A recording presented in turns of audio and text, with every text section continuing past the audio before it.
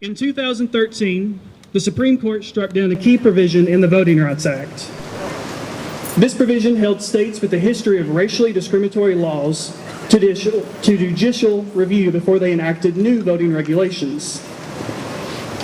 After this was struck down, these states began passing new voting laws. The law that North Carolina passed was struck down in 2016. A three-panel judge ruled that it targeted African American voters with almost surgical precision.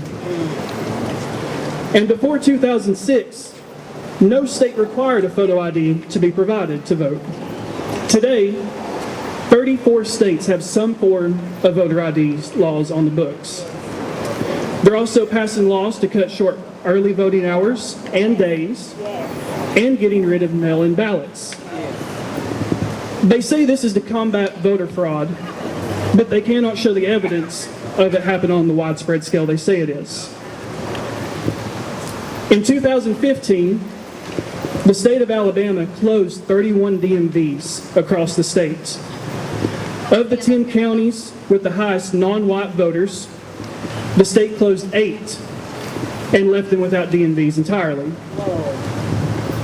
The state did reopen some after facing pressure, but the offices ran under fewer hours. And if you look at states with less stringent laws, the percentage gap between Latino and white voters in general elections is 4.9. For African Americans, it's 2.9. In states that do have stricter laws, the gap for Latinos increases to 13.2 and 5.1 for African Americans. But ID laws are not the only way the government is preventing citizens from voting. Over 5 million Americans are disenfranchised because of felony convictions. That's 1 in 40 Americans.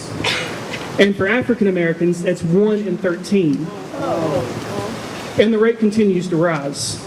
In 1976, it was 1.17 million Americans. In 1996, it was 3.34 million Americans. And in 2010, the total was 5.85 million Americans. But we must also combat gerrymandering.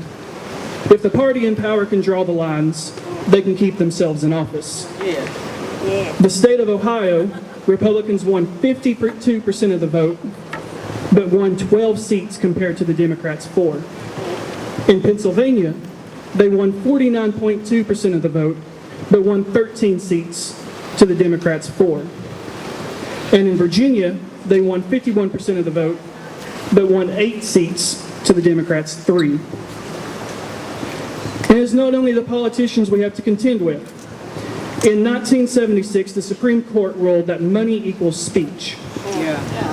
And today, corporations, lobbyists, and special interest groups have as much say, if not more, in our laws than our citizens. We must press our officials to pass sensible voting regulations.